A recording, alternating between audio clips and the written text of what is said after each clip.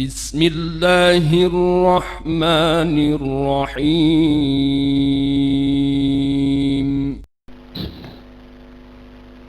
السلام عليكم ورحمة الله وبركاته. الحمد لله رب العالمين, والصلاة wassalamu ala nabiyina Muhammadin wa ala alihi wa sahbihi ajma'in, amma ba'du. Bapak Ibu jemaah sekalian yang dimuliakan, dirahmati oleh Allah Subhanahu wa taala, kita patut bersyukur atas nikmat yang Allah berikan kepada kita. Nikmat kita bisa melaksanakan sholat subuh secara berjamaah, sebuah nikmat yang agung, hadirin dimuliakan Allah. Sholat berjamaah disebut oleh para ulama sebagai salah satu ibadah yang begitu banyak fadilah-fadilahnya, banyak keutamaan-keutamaan sebagaimana tercantum dalam hadis-hadis yang warid. Di antaranya yang paling terkenal, yang paling sering kita dengar dari mubalik, guru, ustadz-ustadz kita, Rasul sallallahu alaihi wasallam bersabda, "Sholatul jama'ati afdalu min sholatil faddi bi sab'in wa ishrina darajah." Salat berjamaah itu lebih afdal, lebih utama daripada salat sendiri dengan kelipatan 27 derajat. Jemaah dimuliakan Allah Subhanahu wa taala, banyak yang salah hitung-hitungan dalam memaknai hadis ini. Mengira adalah begini jemaah, kalau saya salat di masjid, saya dikasih pahala 27. Kalau saya sholat di rumah, saya dapat pahala 1. Jadi perbedaannya ada 26 pahala. Seperti itu hitung-hitungan yang umum disampaikan oleh ustadz kita, atau bahkan yang juga kita pahami.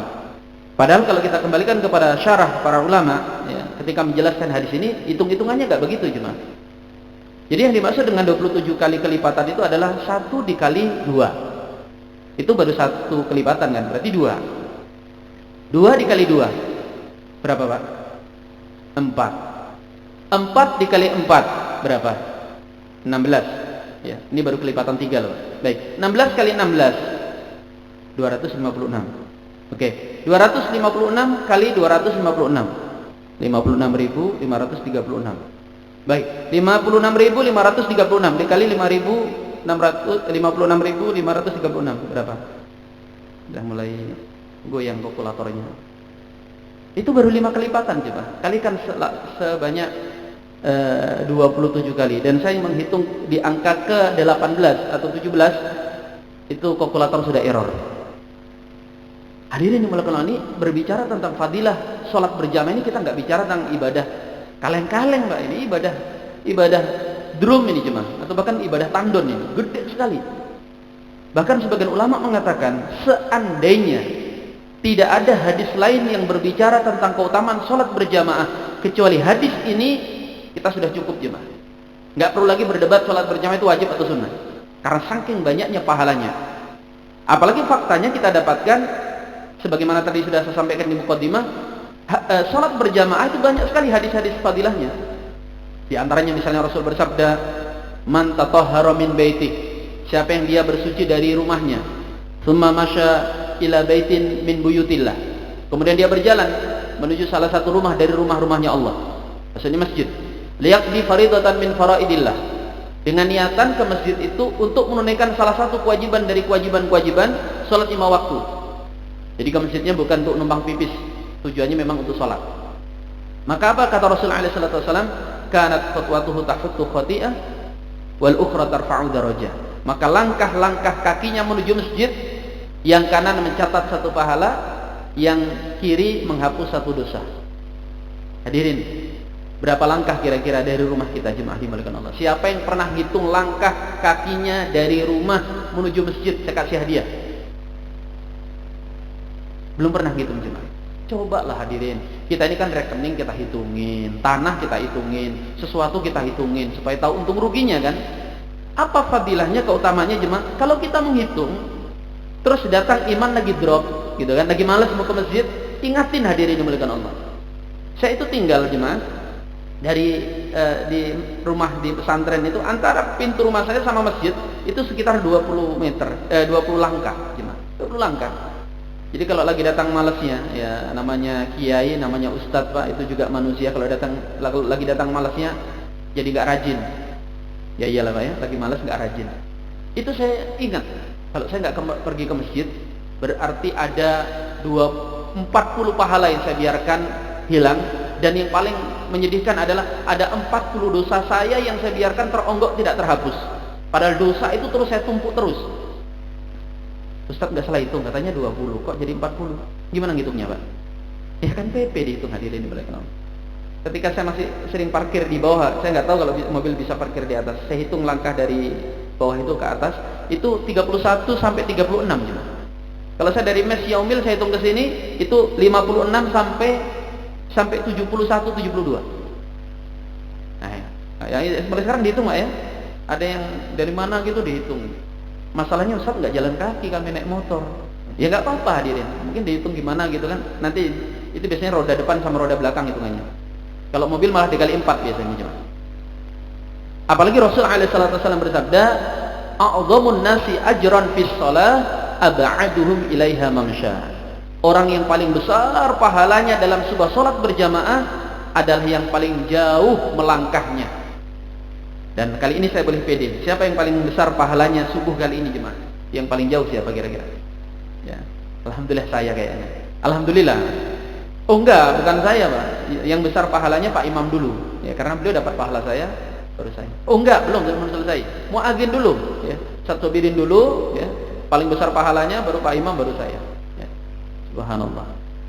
Baik, semoga Allah Subhanahu wa taala memberikan kita keistiqomahan untuk menjaga salat berjamaah sampai kita berpisah dengan dunia yang fana ini. Amin Allahumma amin. Hadirin dimuliakan Allah, kita melanjutkan kajian sirah nabawiyah kita yang entah sudah berapa pekan kita libur. Hadirin, kita masih mengkaji, mengulas tentang masa kecil Nabi kita sallallahu alaihi wasallam. Di antaranya yang perlu kita tekankan adalah sabda Nabi sallallahu alaihi wasallam, meskipun hadis ini diperselisihkan kesahihannya. Rasul bersabda, "Addabani Rabbi fa ahsana ta'dibi." Rabbku itu mendidik aku, maka dia didik aku di masa kecil dengan sebaik-baiknya didikan. Jadi kalau ada pertanyaan jemaah, siapa manusia yang paling terdidik? Siapa manusia yang pendidikannya paling baik? Maka jangan ragu untuk menjawab Nabi kita Muhammad sallallahu alaihi wasallam. Karena beliau yang menyatakan dan fakta data juga menunjukkan seperti itu. Timbul pertanyaan, Rasul memang mondok di mana? Rasul kuliah di mana? Ya, jawabannya gimana Pak? Ya. Kalau jawabannya masih mondok atau kuliah, salah teman. Pendidikan Rasul alaihissalam itu adalah ketika beliau diskenariokan oleh Allah berpindah-pindah asuhan sejak masa kecil. Itu bukan tanpa maksud jemaah. Kenapa Nabi lahir dari keluarga yang sudah tidak utuh? Beliau lahir dalam kondisi yatim. Kemudian tidak lama kemudian menjadi piatu. Ini bukan tanpa kebetulan jemaah dimuliakan Allah. Apalagi kemudian sebagian orang yang kurang beradab kepada Rasul menganalisa dengan analisa-analisa yang nggak sopan gitu. Rasul itu yatim, ya namanya anak yatim tinggal sama mbahnya gitu kan, yang nggak keurus atau gimana. Subhanallah hadirin. Allah Ta'ala Maha Kuasa tentunya melahirkan calon nabinya, manusia besar ini dari keluarga yang masih utuh. Tentu Allah mampu hadirin. Tapi kenapa Allah menjadikan Rasul yatim sejak lahir? Tentu itu semuanya atas kehendak dan rencana Allah Subhanahu wa taala. Di antaranya kata para ulama, supaya Allah bisa memindahkan calon manusia besar ini kepada pendidik yang berbeda-beda. Makanya kan gitu jemaah. Beliau baru lahir langsung disusukan ke perkampungan Bani Sa'diyah. Apa hikmahnya jemaah? Kata para ulama, Rasul itu sejak masa kecil dijaga fisik dan bahasanya.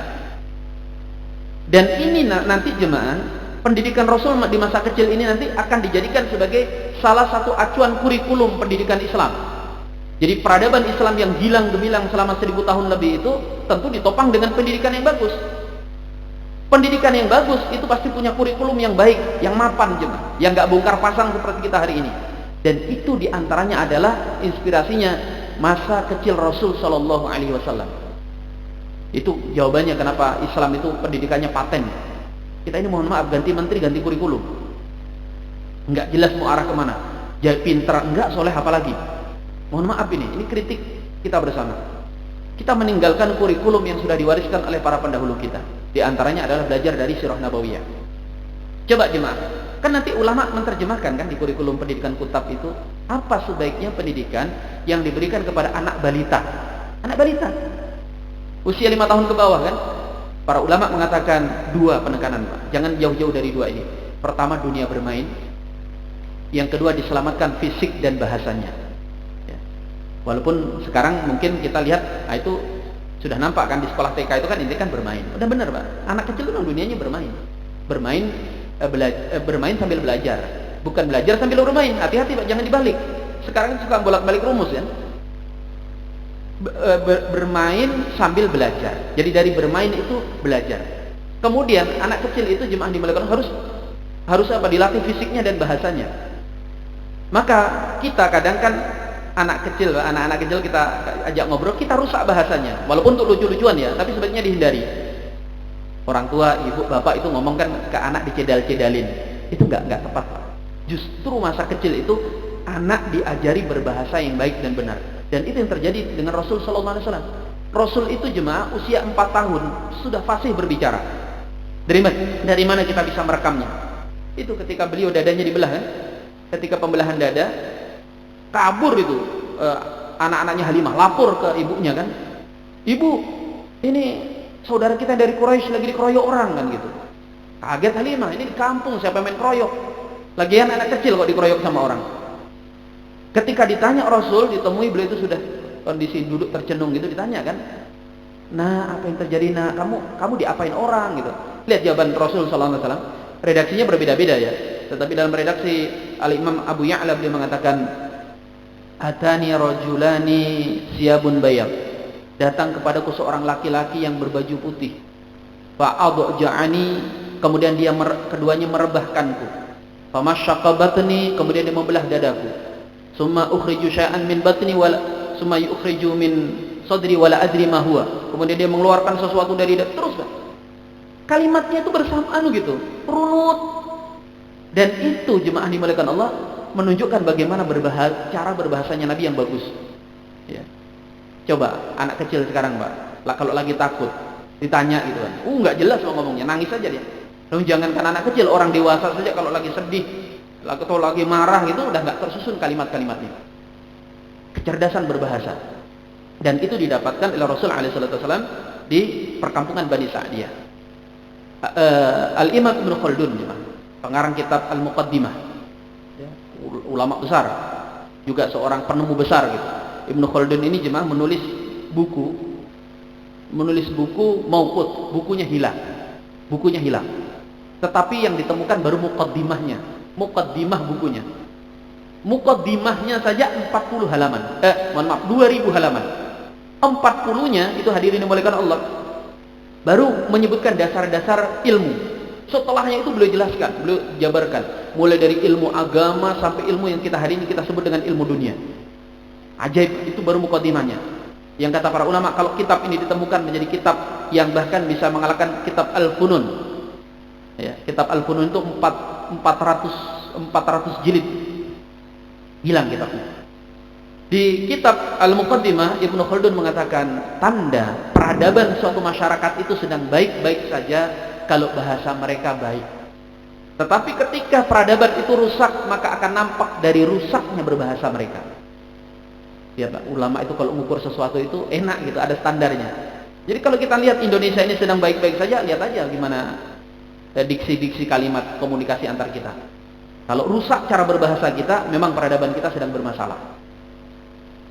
Makanya jemaah dulu ketika saya mondok itu, diantara hal yang nggak diberikan sama guru-guru lain, kiai lain, itu keketatan dalam berbahasa. Kiai kami itu ketat sekali. Jadi kalau kami salah dalam berbahasa itu langsung dikoreksi. Ya, kalau hari ini kan kadang dibiarin saja.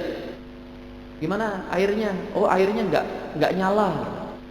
Air nggak nyala Pak sekarang itu kan? Air nggak nyala. Padahal air tidak ngalir. Nanti lama-lama kalau kita biarkan lampu nggak nyala, ya, lampu nggak ngalir, air nggak nyala kan gitu. Nanti terbalik nanti lama-lama. Hadirin dimuliakan Allah, ini berbahasa ini nggak sederhana. Imam Syafi'i saja beliau itu belajar bahasa konon sampai 20 tahun. Sampai anaknya kan nanya, "Ya, kenapa Anda dulu itu belajar bahasa sampai 20 tahun?" Apa kata beliau? Untuk menguatkan fondasi agamaku. Ini berbahasa jangan diremehkan, Pak. Ya, ditata dari anak-anak kita sekarang. Kita belajar dari Rasul alaihi wasallam. Kemudian bermain juga begitu, jemaah. Bermain itu memang dunia anak, tetapi permainan seperti apa itu perlu diperjelas. Karena kata para ulama, permainan anak-anak itu yang sehat adalah yang melatih motoriknya, yang tangannya bergerak, yang kakinya berlari, yang kepalanya geleng-geleng, yang badannya beraktivitas, kan gitu cuma. Hari ini anak main, tetapi yang main cuma apa? Jempolnya. Olahraga apa yang jempolnya gerak? Ya, game hari ini anak-anak itu jadi masalah. Oh, gimana lagi Ustadz? Sekarang sudah dunianya nggak seperti kita. Kalau dulu kan TV gitu kan masih bisa diatur, sekarang nggak bisa, sudah zamannya. Siapa bilang, Mbak? Segala sesuatu harus ada aturannya. Buatlah aturan, perjanjian yang jelas. Jangan setiap saat yang kita izinkan saat bicara bermain itu bermain game. Ya, selanjutnya jemaah dimuliakan Allah, dari pembelahan dada itu ulama sampai menjelaskan. Penjelasannya seperti ini. Orang-orang besar atau orang-orang yang nanti akan menjadi orang-orang yang diagungkan itu biasanya sejak kecil mendapatkan satu perhatian khusus, satu kejadian khusus. Dan kejadian-kejadian itu tidak selalu hal yang baik, terkadang hal yang tidak baik. Kadang tidak baik. Enggak selalu orang besar, para nabi itu misalnya keluar cahaya atau kemudian ketika lahir terjadi hal-hal yang membuat orang kagum. Terkadang terjadi pada diri para nabi dan tokoh-tokoh selain para nabi, para ulama misalnya, peristiwa yang tidak mengenakkan. Termasuk tadi itu kan, dibelah dada. Dibelah dada itu, bisa kita bayangkan bagaimana mentalnya nabi kala itu kan menghadapi peristiwa itu. Nah, sehingga kemudian dari sini kita belajar kisah Sayyidina Umar bin Abdul Aziz. Sayyidina Umar itu jemaah ketika masa kecilnya berdarah, dan itu nanti oleh orang tuanya diberikan bisyarah gitu, kabar gembira. Umar bin Abdul Aziz kita tahu bersama, tokoh luar biasa. Tokoh ini hampir tidak ada bandingannya. Beliau ini umaro sekaligus ulama. Ulama yang umaro. Ya. Dan kita tahu, jemaah dimuliakan Allah, level ulama itu kan ada tingkatan-tingkatannya. Tingkatan tertinggi adalah yang berlevel mujaddid, pembaharu. Sebagaimana sabda Nabi SAW, Innallaha ba'asa lihadihil ummah min kulli ra'sin mi'atin sana man yujaddidu bi umuri diniha. Allah membangkitkan untuk umatku ini setiap ujung 100 tahun seseorang pembaharu yang akan memperbaharui urusan agamanya. Bukan memperbaharui di sini buat hal baru, bukan. Artinya mengembalikan kepada tuntunan Al-Qur'an dan Sunnah. Nah, tentang mujaddid ini pembahasannya lebar, bukan waktunya untuk kita detailkan. Intinya adalah ulama berbeda pendapat. Mujaddid itu dalam setiap kurun waktu 100 tahun, apakah satu orang atau berbilang, atau bisa banyak, kan gitu. Ada yang berpendapat setiap 100 tahun satu, jadi kalau sudah wafat nunggu sampai muncul lagi berikutnya. Tetapi mayoritas ulama memang berpendapat bahwa mujaddid itu bisa lebih dari satu di setiap 100 tahun. Bisa jadi di sebuah negeri itu muncul, di negeri yang lain juga muncul. Tetapi kalau kita pakai pendapat minimal, berarti kita sekarang kan di abad ke berapa Hijriah, Pak? Abad ke-15 ya. Baru masuk abad 15. Berarti paling tidak sudah ada 14 mujaddid. Kan gitu. Ada 14 mujaddid. Abad 15 belum muncul. Semoga itu adalah anak-anak kita. Amin. Kok gak amin ya, Pak? Enggak usah, supaya jadi karyawan aja kayak saya. Subhanallah. Jemaah, dari 14 mujaddid itu ada yang disepakati, ada yang didukung mayoritas ulama, ada yang diperbeda pendapatkan. Berarti mujaddid itu ada 3 status, Pak. Ada yang diperbeda pendapatkan ini hampir rata-rata dari semua zaman itu, siapa mujaddidnya, ulama berbeda pendapat. Nanti kelompok ini mengunggulkan tokoh ini, kelompok ini mengunggulkan tokoh ini, kan gitu. Termasuk mujaddid apa 14 kan nggak ada yang sepakat. Yang dari kelompok ini mengatakan oh ini syekh ini, yang oh ini syekh ini gitu. Nah, ini umumnya mujaddid diperbeda pendapatkan di setiap zaman. Nanti ada yang didukung mayoritas. Yang didukung mayoritas itu hanya 2. Mujaddid abad ke-6, yaitu Hujjatul Islam Al-Imam Al-Ghazali. Ini pendapat mayoritas ulama dari ulama mazhab Syafi'i, mazhab Hanafi, dan mayoritas ulama mazhab Maliki. Jadi Syekh Abdul Qadir Jailani itu jemaah mujaddid menurut pendapat mayoritas ulama. Terus hari ini keluar kalimat-kalimat yang sangat tidak sopan dari sebagian orang yang baru ngaji. Itu Syekh Abdul Qadir Jailani itu siapa itu, nggak ngerti hadis katanya. Hadirin dimuliakan Allah, benar. Ulama kita itu bukan malaikat. Mereka ada kelebihannya, ada kekurangannya. Tetapi jangan hanya melihat sisi kekurangan dari seorang ulama. Karena ulama kita itu ada yang ahli hadis, dia bukan ahli fikih. Ada yang ahli fikih, lemah di hadis. Ada yang ahli sejarah, tidak kuat di bidang ilmu tertentu. Syekh Abdul Qadir Jailani itu ulama usul, ahli dalam ilmu usul, dalam ilmu logika, dalam ilmu kalam. Tetapi memang dalam ilmu hadis, beliau tidak se-expert orang seperti Imam Nawawi, tidak seperti Imam Bukhari, tidak seperti Imam Muslim. Tapi jangan jadikan itu celah untuk meremehkan ulama-ulama kita. Jaga lisan kita dari mencela ulama. Ini yang baru ngaji itu kan gitu. Akhirnya mereka ngomong, itu kitab Ihya itu, lihat tuh. Kitab Ihya itu dari sekian ribu hadis, sebagian besarnya dhaif. Kalau itu mah gampang Pak jawabannya, Pak. Ya. Sekarang tunjukkan ke saya mana kitab yang tidak ada hadis dhaifnya. Kecuali Bukhari Muslim. Walaupun Bukhari Muslim pun ada yang mengatakan dhaifnya. Ada yang berpendapat begitu. Bahkan hadis palsu itu ada dalam kitab-kitab hadis dimalakan Allah. Dalam Sunan Abu Dawud ada, Ustaz, ada banyak. Dalam Sunan Tirmidzi banyak. Dalam An-Nasa'i banyak hadis palsunya. Apalagi kitab-kitab yang bukan hadis. Kalau kita mensyaratkan sebuah kitab itu hanya boleh dipakai yang berisi hadis sahih, mungkin kita tidak akan pakai kitab manapun jemaah dimalakan Allah. Itu harus kita ingat pertama. Kalau Imam Al-Ghazali mengatakan bid'ati fil hadis misjab. Kemampuan dalam hadisku, kemampuanku dalam ilmu hadis terbatas. Kan beliau ngomong gitu kan.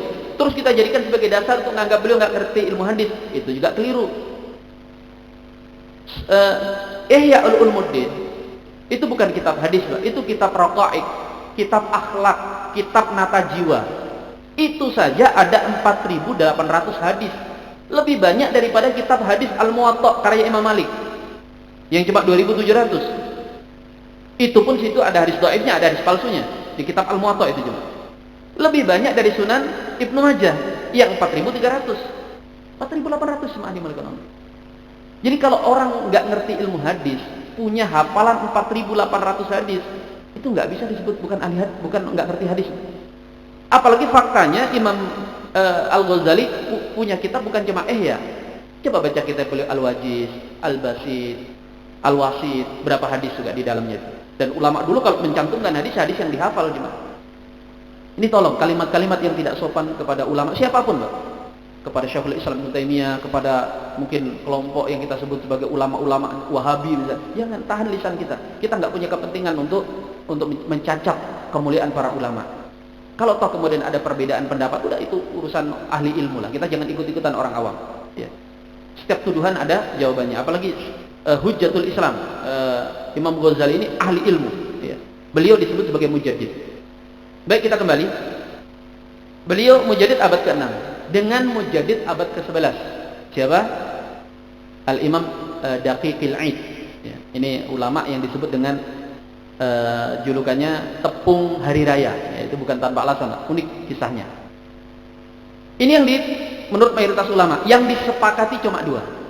Yang disepakati cuma dua mujaddid itu cuma. Yang pertama adalah mujaddid abad kedua Hijriah, yaitu Al-Imam Syafi'i. Al-Imam Syafi'i menurut kesepakatan ulama umumnya mengatakan bahwa mujaddid abad kedua adalah Imam Syafi'i. Dan yang pertama siapa? Sosok yang sedang kita bicarakan, Umar bin Abdul Aziz. Ya, Umar bin Abdul Aziz. Beliau ini mujaddid. Tahu jemaah dimulakan Allah, beliau ini ketika masa kecilnya itu lagi main-main kuda, mainan kuda gitu, sama ayahnya ditegur. Nah, ini sudah mau masuk waktu sholat, kok kamu masih main? Udah, ayo. Kata Umar, nanggung ya, belum azan kan? Nanggung, saya selesaikan dulu. Akhirnya Pak, itu diselentak jaran. Apa itu diselentak jaran? Ditendang kuda. Cuma kalau nendang kan ke depan, kalau nyelentak ke belakang, kan gitu. Ya tendangan belakangnya kuda gitu ya. Itu ditendang kuda. Langsung Sayyidina Umar bin Abdul Aziz masih kecil, langsung tersungkur. Begitu tersungkur mukanya berlumuran darah. Makanya Umar bin Abdul Aziz itu di wajahnya, di antara tanda kalau dalam tobaqatnya itu wajahnya ada goresan, ada luka di kepalanya, dan itu adalah tendangan kuda itu. Begitu berlumuran darah, dipeluk oleh ayahnya Abdul Aziz kan, Abdul Aziz bin Marwan, pangeran dinasti Umayyah. Dipeluk dan kemudian dikatakan, "Nak, bergembiralah nak, karena aku berharap engkau seperti yang difirasatkan oleh kakekmu. Ya, akan ada lahir dari keturunanku Orang yang ketika kecil berlumuran darah, dan dia akan memenuhi bumi ini dengan keadilan. Dan benar, Pak. Sayyidina Umar bin Abdul Aziz ini hidup di zaman yang beliau mensejahterakan rakyatnya, sampai ulama-ulama mengira itu saatnya Imam Mahdi turun. Padahal baru abad pertama Hijriah itu, cuma sampai kan mengatakan begitu. Ini Umar, kayaknya Imam Mahdi mau turun. Kan terjadi dialog antara Imam Hasan Al-Bisri sama Sufyan bin Uyainah. Apakah sudah tiba masanya Imam Mahdi turun? Karena orang mau zakat, nggak menemukan orang mau menerima zakat. Susah mau bayar zakat. Orang berjalan dari San'a ke Hadramaut, ya, orang berjalan dari Syam ke Mesir untuk nyari orang yang mau menerima zakat. Baitul Mal tidak menerima zakat lagi karena terlalu membludak.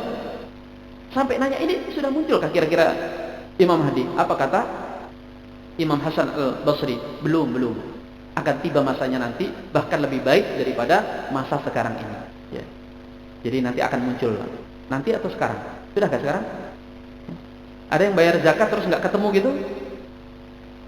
Oh, ini penerima zakat semua kayaknya, ya. Jadi akan tiba masanya itu. Ini Umar bin Abdul Aziz. Sudah diramalkan atau difirasatkan lebih tepatnya oleh kakeknya. Siapa kakeknya? Umar bin Abdul Aziz? Sayyidina Umar bin Khattab. Ya. Umar itu mengatakan begitu. Nanti akan lahir dari anak keturunanku seseorang yang masa kecilnya berdarah-darah, ya, dan dia akan memenuhi bumi ini dengan keadilan. Karena Umar itu jemaah kan menikahkan putranya namanya Asim dengan putri penjual susu yang kisahnya terkenal itu, ya. Jadi Umar itu lagi inspeksi keliling gitu malam hari, Pak.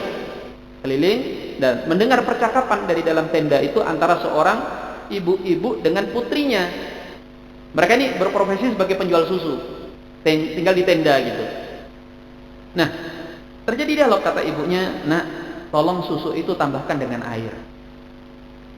Kata putrinya, "Nggak boleh, Bu. Aturan terbaru dari Amirul Mukminin Umar, kita tidak boleh mencampur lagi antara air dengan susu." Apa kata ibunya? "Nggak apa-apa, campur saja. Kan Umar nggak tahu, negara juga nggak tahu lah." Bukan nggak tahu dalam malam itu, artinya ketika diperiksa pun nggak terlalu kentara gitu. Kata si wanita ini, anak gadis ini, "Iya, Amirul Mukminin memang nggak tahu, tetapi Allah tahu." Gitu. Lihat, Pak. Ketika ini terjadi, kita sering menganggap bahwa ini ibunya jahat, ya. Air kok campurkan ke susu. Padahal jemaah pada masa itu biasa. Orang itu kalau beli susu, ada yang susu kental, ada yang susu sedikit cair.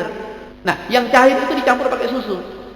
Tapi Sayyidina Umar khawatir kalau dari awal dicampur dengan air, nanti orang pengennya kental dapat yang cair atau sebaliknya. Sehingga lebih baik dijual dulu kental, kalau pengen dicampur pakai didinginkan dengan air, nanti dicampur di situ. Bisa kita bayang gimana? Susu itu halal dan baik, air itu halal dan baik, dicampur dilarang. Lalu bandingkan dengan kita hari ini. Susu dicampur dengan pewarna, susu dicampur dengan pemanis, susu dicampur dengan pengawet. Ini kalau Umar hidup di masa kita, dimarahin semua kita jemaah. Sudah mengerikan hari ini jemaah. Kalau dicampur lumayan, campuran namanya campuran nggak banyak. Loh, judulnya susu, anak-anak kita hati-hati jemaah. Sekarang banyak anak kecil yang cuci darah gara-gara makan minum-minuman yang manis. Itu gula semua isinya jemaah.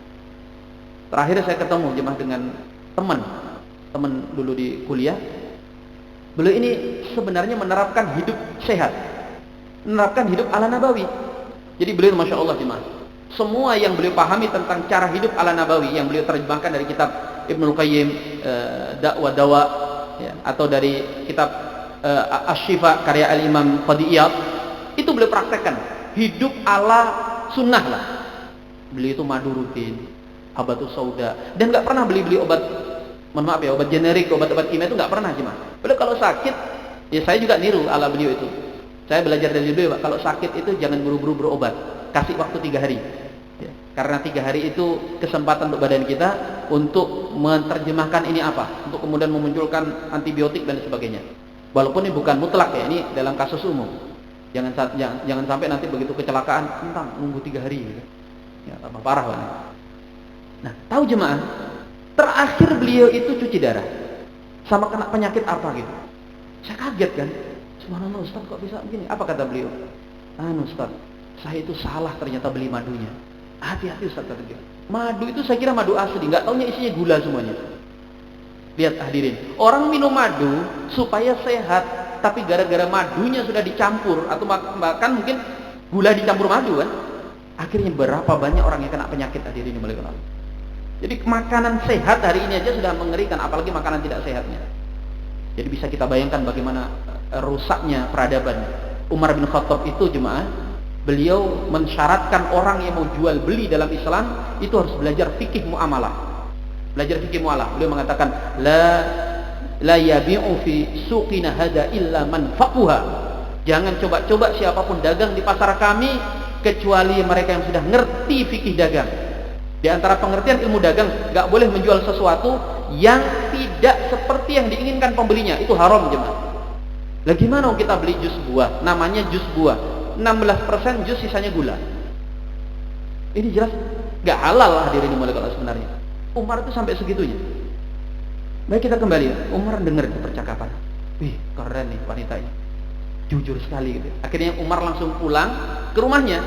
Itu tentu masih tengah malam, mungkin jam 2, jam 3 malam. Dibangunkan seluruh laki-laki yang ada di rumahnya, yang lagi nginep mungkin di rumah Sayyidina Umar. Ada pamannya, ada sepupunya, ada ponakannya, ada anaknya gitu. Bangun. Kata mereka, ini belum waktu sholat ini kan gitu ya. Atau kami sudah sholat tadi, sholat di awal. Enggak, siapa yang mau kawin? Sampai pernah nggak sih Pak bayangin dibangunin jam 2 suruh nikah gitu kan? Bayangin aja nggak berani ya Pak ya. Itu kan pada gelagapan kan, apa gitu, bangunin pada blank. Kata Umar, kalau kalian nggak mau kawin, aku yang kawin lagi. Akhirnya anaknya mengatakan, Asim, aku ya ayah, aku mau kawin. Akhirnya dinikahkan malam itu. Asim menikah dengan gadis tersebut, lahir namanya Laila. Laila nanti menikah dengan Abdul Aziz bin Marwan. Lahir daripada pernikahan ini antara Laila sama Abdul Aziz, Sayyidina Umar bin Abdul Aziz. Ya, jadi dari anak keturunannya. Nah, kata para ulama, Umar melakukan itu karena beliau dikenal dengan firasatnya. Umar itu kuat sekali firasatnya. Bahkan firasat beliau, apa yang beliau bicarakan tentang masa depan, sebagiannya dibenarkan dengan wahyu. Bapak Ibu bisa ketik itu di Google gitu. Ya, Google kita kan pintar betul. Perkataan Sayyidina Umar yang dibenarkan dalam wahyu. Atau terbaru pakai ChatGPT. Nah, ChatGPT itu sekarang sudah tahu ya? Ya, saya yakin sudah AI itu sudah mengerikan sekarang, sudah mengerikan. Semua gitu sudah bisa dianu. Ya. Tolong carikan hukum. Ustaz sudah nggak laku sekarang, keluar itu hukumnya. Nah, hadirin dimulakan Allah Subhanahu Wa Taala, tanda-tanda cacat ketika kecil itu tidak selalu bermakna buruk. Bahkan itu bisa Pak, ketika anak kita kecelakaan atau mereka sakit. Nak, aku berharap nak, kamu sakit di masa kecil, nanti kamu menjadi dokter misalnya gitu. Nggak apa-apa Pak. Tapi itu bukan bohong Ustaz. Kan kita nggak tahu dia nanti jadi dokter atau mungkin jadi ulama atau kita katakan nanti jadi tokoh besar. Enggak, itu doa. Dan hal seperti itu juga dilakukan oleh orang-orang soleh. Seperti misalnya kalau ulama menyebut pembuka Konstantinopel. Siapa pembuka Konstantinopel kita? Muhammad Al-Fatih. Ya. Muhammad Al-Fatih itu hadirin dimuliakan Allah, ketika kecil dimotivasi oleh ibu bapaknya. Bapaknya itu memang sudah mempersiapkan untuk menjadikan anaknya nanti yang membuka Konstantinopel. Ya. Dan ibunya setiap mandikan Al-Fatih, lagi mandikan di sungai gitu, kalau lagi mandi di sungai, dan kemudian sambil mandikan dia tunjuk seberang lautan. Nah, itu dari seberang sungai. Itu kamu lihat tuh bangunan itu, ya Ummah, itu adalah Konstantinopel. Kakekmu pernah mencobanya untuk membukanya dan gagal. Ayahmu juga pernah membukanya, berusaha untuk membukanya dan gagal. Generasi-generasi sebelumnya itu gagal. Dan Nabimu mengatakan, la tuftahana Konstantinia, akan dibuka Konstantinopel. Wala ni'mal amir amiruha, wala ni'mal jaish dalikal jaish. Sebaik-baiknya pemimpin adalah yang membuka Konstantinopel, dan prajurit-prajurit terbaik adalah yang turut serta dalam pembukaan itu. Tahu nggak nak? Yang akan buka itu adalah kamu. Gitu. Ibunya ini hadirin menurut para mu'arrikh, para ahli sejarah, bukan mengetahui, bukan firasat, tetapi memotivasi, jadi doa. Rasul ketika bersabda dulu nggak menentukan siapa orangnya kan, makanya kan banyak pihak yang mencoba menjadi pembuka Konstantinopel. Mulai dari zamannya Yazid bin Abu Sofyan, ya, Yazid bin Abi Sofyan. Kemudian sampai nanti generasinya Harun Ar-Rasyid, sampai Turki Utsmani juga mencoba, semuanya gagal. Karena memang Rasul nggak menyebut orang, ibunya dimotivasi. Akhirnya Al-Fatih itu seperti tertanam dalam pikirannya, dia dilahirkan hanya untuk membuka Konstantinopel. Ya. Obsesi cita-cita terbesarnya mewujudkan itu. Sehingga jemaah dimuliakan Allah, ayahnya itu kan kemudian mempersiapkan, kan betul-betul dipersiapkan. Coba kan sempat putus asa. Al-Fatih itu anak manja dan secara fisik lemah, sakit-sakitan. Dilihatin, aduh ini anaknya manja, belajar susah, berdatangkan guru malah mainan. Ini namanya anaknya Sultan. Sampai ketika dalam keputusasaan, Sultan Murad ini pernah dalam sebuah acara ketemu dengan seseorang. Dia curhat ya, karena orang ini mungkin ulama gitu, dia curhat tentang anaknya yang ternyata nggak sesuai dengan harapan gitu. Apa masalahnya, kata temannya ini? Ya itu tadi susah diatur ya, nggak bisa dikerasin atau apa kan bahasanya. Kata temannya, saya punya ulama yang dia bisa bimbing anakmu. Kalau kamu mau, saya temukan. Oke, kalau gitu kapan kita ketemu? Karena ditemukan, dan ulama itu namanya Aqsamsuddin. Panjang ceritanya, intinya bahwa Aqsamsuddin mengatakan begini, wahai Sultan, saya bisa bimbing anak Anda. Saya bisa bimbing anak Anda, tapi dengan syarat jangan ada intervensi. Anda percaya ke saya. Oke, deal. Oke, saya serahkan. Yang penting nggak dibunuh aja kan gitu. Akhirnya benar. Di antara pelajaran pertama itu terima Al-Fatih, jemaah lari kan ini. Nak sini nak, duduk nak belajar, lari sana, lompat sana, jungkir balik sana. Pelajaran pertama jemaah dimuliakan Allah, Aqsamsuddin mengambil cambuk, langsung dipecut gitu. Cetar gitu kan. Begitu dicambuk, Pak, itu Al-Fatih langsung terduduk, mungkin shock gitu kan. Karena selama ini jangankan dipukul orang, dipukul siapa yang berani jewer dia? Jewer aja nggak ada. Jangankan jewer, yang berkata keras ke dia aja nggak ada. Itu langsung terduduk. Tapi begitulah cambukan orang soleh ya. Beda sama pukulan kita, Pak. Kalau pukulan kita pukul anak kita malah tambah goblok. Atau malah dilaporin polisi gitu ya. Itu begitu dicambuk, Pak, terduduk, hasilnya umur dia belum balik Al-Fatih, sudah menyelesaikan hafalan Quran. Dan kemudian usia 17 tahun dia sudah menguasai 7 bahasa asing. Gitu. 7 bahasa asing. Ini barokahnya orang soleh. Makanya ketika Al-Fatih nanti jadi sultan, beliau sudah Konstantinopel sudah dibuka.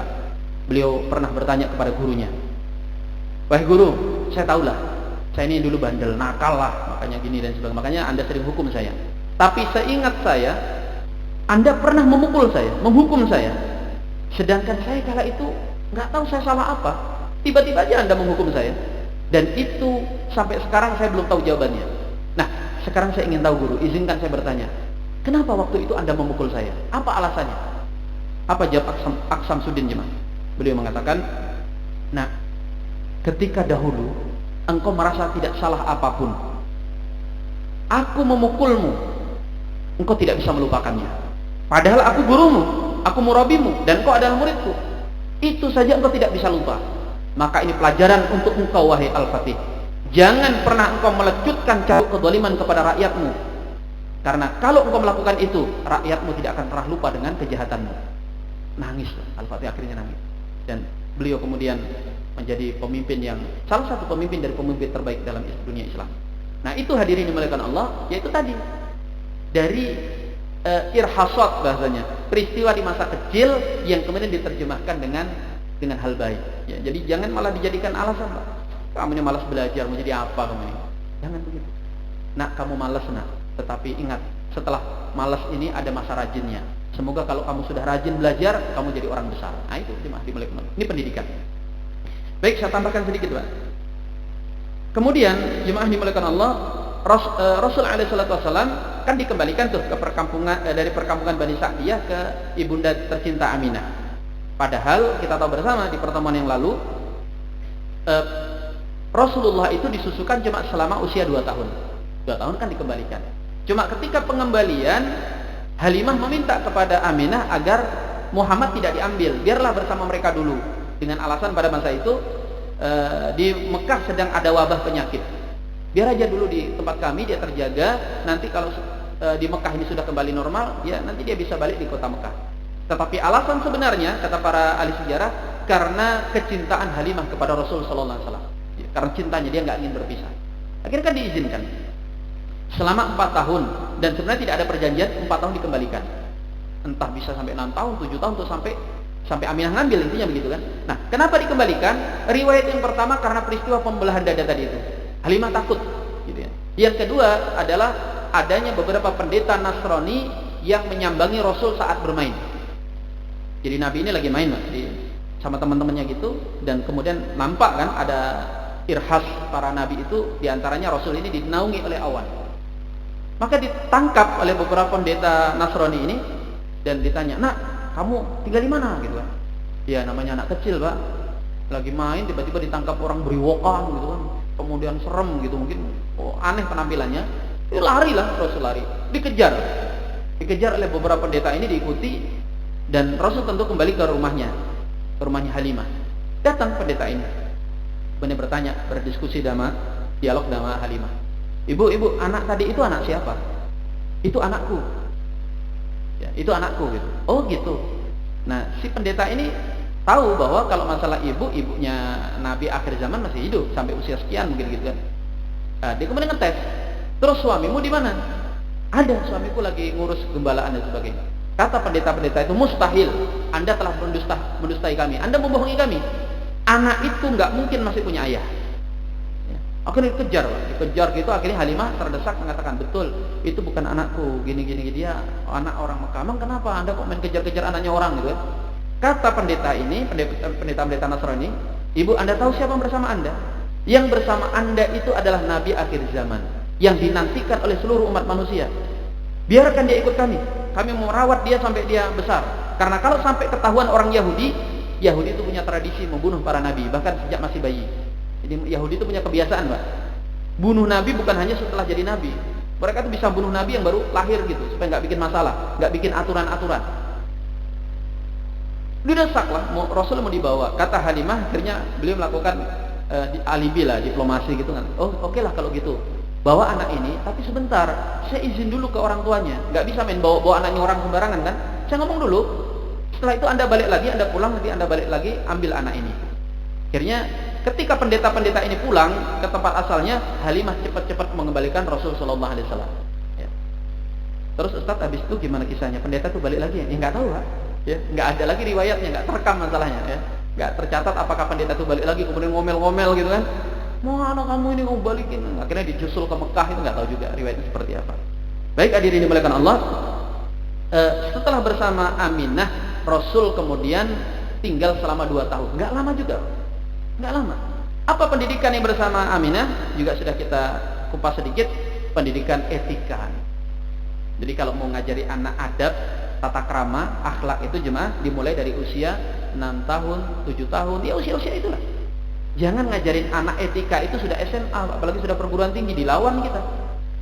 Nak, sama orang yang sopan, nak, kalau jalan jangan beginilah, yang agak paling tidak disesuaikan sama adat ketimuran. Apa katanya? Alah, bapak kolot.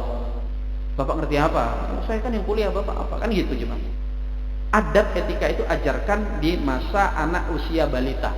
Ya naik-naik dikit lah, usia 6-7 tahun atau lebih tua sedikit. Jangan sampai sudah balik. Hadirin dimuliakan Allah, kan dalam kitab fikih itu ada perdebatan, misalnya hukum membawa anak kecil ke masjid.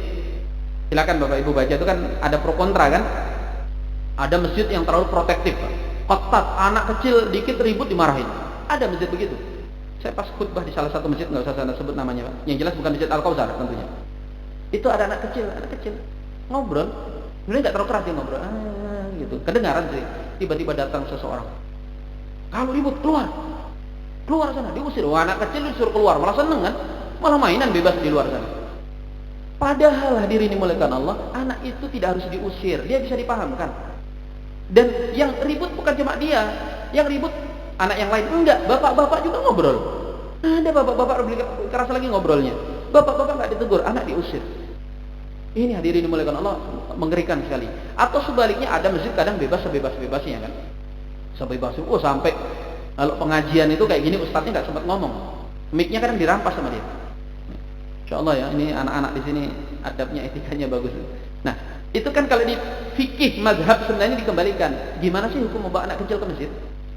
Yang mau saya soroti itu pendapat mazhab Maliki yang unik. Mazhab Maliki mengatakan anak kecil itu sebaiknya tidak dibawa ke masjid, karena khawatir mereka bisa menajiskan masjid dan belum bisa ditanamkan akhlak dan etika.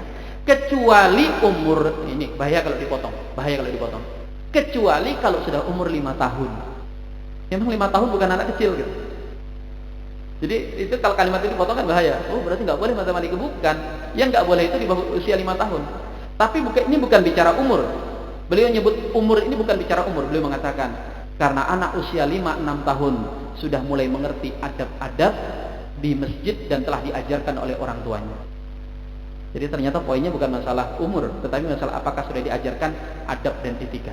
Karena ternyata di masa pendidikan Islam itu jemaah, anak itu sebelum masuk sekolah sudah selesai belajar adab di rumahnya. Adab makan, adab tidur, adab bepergian, adab kepada guru, adab menggunakan baju, itu kan adab. Jadi begitu nanti belajar, gurunya nggak punya banyak PR, bukan PR ya, pekerjaan sekolah, PS. Hari ini jemaah dimuliakan Allah, guru kita tuh kasihan, PR-nya banyak betul. Sebelum dia transfer knowledge, transfer ilmu, dia harus betulin dulu itu adab-adab anak-anak yang kadang nggak mau duduk. Sehingga kata para ulama, anak hari ini sebelum diajari ilmu itu harus diajari duduk. Ya. Saya aja kaget waktu itu kan, kok diajari duduk Pak Ustadz? Oh, anak saya itu udah bisa lari. Gitu. Maksudnya apa jemaah? Belajar adab untuk mau bisa mendengarkan ilmu. Baik hadirin dimuliakan Allah, bahasan kita ini masih akan bersambung. Semoga yang sedikit ini bermanfaat. Saya kembalikan kepada Pak Haji, mungkin ada tanya jawab. Wabillahi taufiq wal hidayah. Wassalamualaikum warahmatullahi wabarakatuh. Waalaikumsalam warahmatullahi wabarakatuh. Jazakallahu khairan Ustaz Ahmad Syahzari. Bapak Ibu sekalian, masih ada waktu 5 menit kita untuk tanya jawab sebelum waktu salat syuruk. Dipersilakan bagi Bapak Ibu yang ingin bertanya. Bapak-bapak, monggo. Bagi yang punya anak kecil ingin bertanya, silakan. Kalau tidak ada, satu pertanyaan dari saya. Silakan. Ini sering dari sorotan juga dari jamaah atau mungkin komplain dan seterusnya. Terus terang kalau saya pribadi ya, seperti yang diamanai untuk menjaga masjid ini memang terkait anak kecil tadi, karena ini kan bahasan kita terkait pendidikan Rasul. Anak-anak kita persilahkan untuk dibawa ke masjid, tentunya dengan harapan mereka akan tertanam kecintaannya kepada masjid begitu ya. Memang ada beberapa jamaah yang kemudian menyampaikan ribut sekali masjid kita sekarang ini gitu ya. Tetapi kami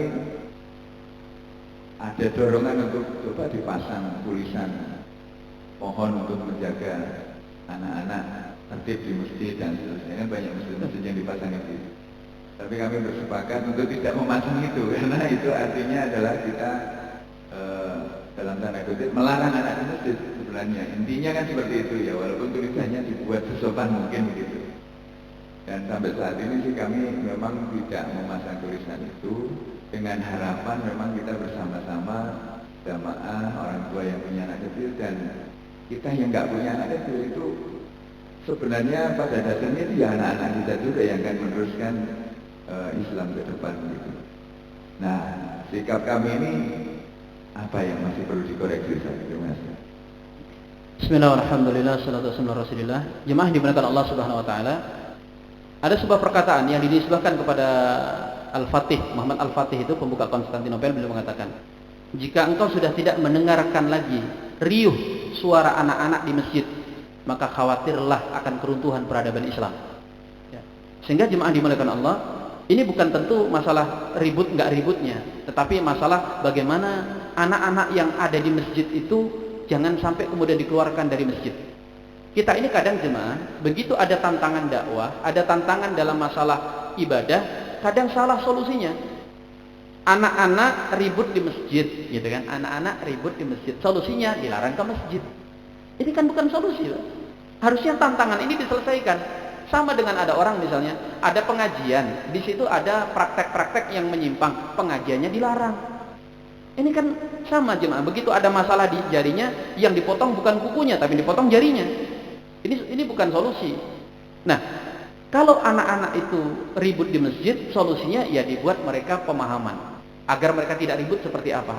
Ya ini butuh kerjasama tentunya. Kalau di masa Islam, jelas orang tua sudah memahamkan. Makanya kitab adab itu biasanya diajarkan bukan oleh guru, walaupun nanti oleh guru diulang, tapi diawali oleh ibu, dibaca. Ya, adab yang diajarkan oleh para ulama itu. Nah itu sehingga mereka ketika ke masjid sudah tahu kan, bagaimana etika berada di dalam masjid. Nah kalau itu belum terajarkan kepada mereka, takmir hadirin, ini kita harus mulai kreatif. Karena berbicara masjid, jemaah dimuliakan Allah, masjid ini bukan hanya sebatas tempat sholat. Di masa Nabi kita Shallallahu Alaihi Wasallam, masjid itu dijadikan sebagai tempat segala hajat kaum muslimin untuk memenuhi segala kebutuhannya. Masjid ya tempat sholat, masjid juga rumah sakit, masjid itu madrasah, bahkan masjid itu juga penjara. Masjid itu untuk memenjarakan orang. Orang kafir itu jemaah sengaja oleh Rasul ditahan di dalam masjid. Ditahan di dalam masjid supaya melihat bagaimana tarbiyah para sahabat. Akhirnya dalam 3 hari dia masuk Islam. Itu tidak akan terjadi kan kalau ditaruh di penjara mana gitu. Masuk Islam, sampaikan kalimat yang terkenal, ya Rasulullah, sungguh sebelum 3 hari ini tidak ada wajah yang paling aku benci kecuali wajahmu, dan tidak ada negeri yang paling aku benci kecuali negeri ini. Tetapi saat ini tidak ada wajah yang paling aku cintai kecuali wajahmu, dan tidak ada negeri yang aku cintai yang melebihi negerimu ini. Sehingga rela Pak pindah ke kota Madinah, masuk Islam. Itu musuh Islam awalnya. Nanti bisa dibaca sampai dia kemudian memboikot masyarakat Mekah nanti.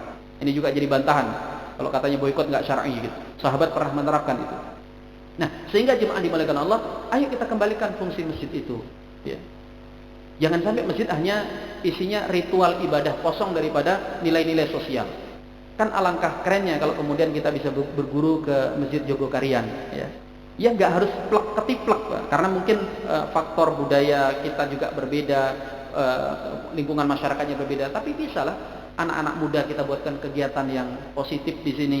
Ya, bahkan mungkin selain ada muazin, ada imam, mulai ada namanya muhtasib di masjid. Kalau dulu di masa Islam tuh muhtasib kerjanya ngawasi pasar. Nggak apa-apa ngawasi masjid. Kalau kita nggak bisa gaji karyawan khusus gitu untuk ngawasi anak-anak, ya nggak apa-apa. Anak-anak remaja kita gerakkan. Ayo kita tugaskan mereka untuk bimbing anak-anak.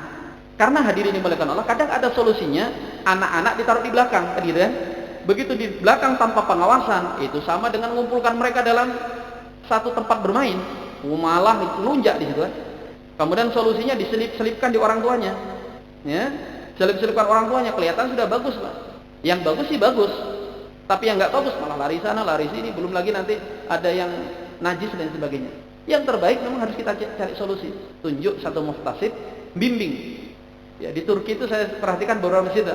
Bahkan yang ditunjuk bukan karyawan, ulama.